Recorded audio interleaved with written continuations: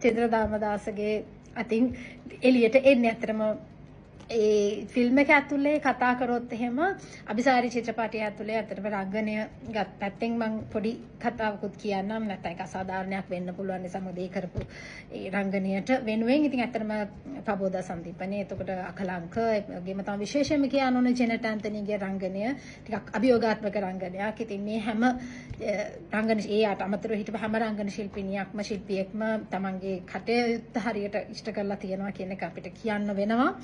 ඒක පේනවා. ඉතින් එක පැත්තකින් මේක අභියෝගයක් වෙන්න ඇති හැමෝටම මේක අපි කිව්වොත් එහෙම දැන් මේක අර ලිංගිකත්වය ගැන කතා කරන චිත්‍රපටයක් රංගපාන එකත් එක පැත්තකින් මොකද මේක ලංකාව නිසා මම මේ කියන්නේ ටිකක් අභියෝගාත්මක වෙනවා. කොහොම වුණත් චිත්‍රපටයේ තියෙන කතාවෙන් ඇත්තටම මට ෆිල්ම් එකකට වඩා මේක මම ගත්තේ සමාජ පණිවිඩයක් විදිහට.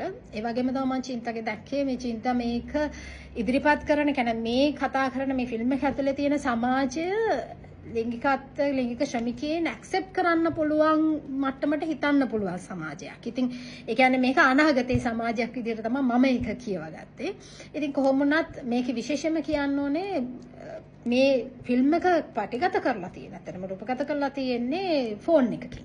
මේක ඉතාමත් විශේෂයි. මේකෙදි අපි කියන්නේ ෆිල්ම් එකේ කතාව පැත්තකින් තිබ්බොත් අලුතෙන් සිනමාවට එන්න හිතාන ඉන්න බොහෝ දෙනෙක්ට හොඳ පරිවීඩයක් තමයි. අතන මේක පළවෙනි අවස්ථාව නෙමෙයි දුරකථනයකින් ෆිල්ම් එකක් කරපු මීට කලින් කරලා තියෙනවා. මට මතක විදිහට ඒක අවසන් කරන්න බැරි වුණාට බෝඩි අයියා ඇත්තටම මට මතක විදිහට ආ ෆිල්ම් එකක් කරා. හැබැයි ඒක අවසන් කරේ නෑ. නමුත් මේක ලොකු අභියෝගයක්. මේ කියන්නේ ෆෝන් එකකින් කොහොමද කරන්නේ සහ හැබැයි එක පැත්තකින් මේක අර මූල්‍යමය පැත්තෙනුත් යම් කිසි ආකාරයක ලාභයක් තියෙන්න පුළුවන් කියලා මම හිතනවා. ඒක නමුත් ඒක ඇත්ත කතාන්දරේ දන්න තැන මේක මම දන්න තැන මිනුවන් තමයි මේ ෆිල්ම් එක කියන්නේ ෂූට් එක කරන්නේ. මම කැමරා ශිල්පියා විදිහට දායකත්වය වෙන්නේ. ඉතින් ඒක ලොකු අභියෝගයක් ජයගෙන තියෙනවා. හරියම ලස්සනට කියන්නේ ඒක දැනෙන්නේ නැහැ ඇත්තට. මේක මේ ෆෝන් එකකින් කරපු එකක් කියන එක දැනෙන්නේ නැති වෙන මට්ටමට ඒක කරලා තියෙනවා. ඉතින් ඒක ඉතාමත්ම අගය කරන්න ඕනේ. සහ ඒකත් එක්ක අර මම කිව්වා වගේ අලුතෙන් සිනමාවට එන්න හිතන අයට අලුත් අත්අදහා බැදීම් කරන්න පුළුවන් කියන එක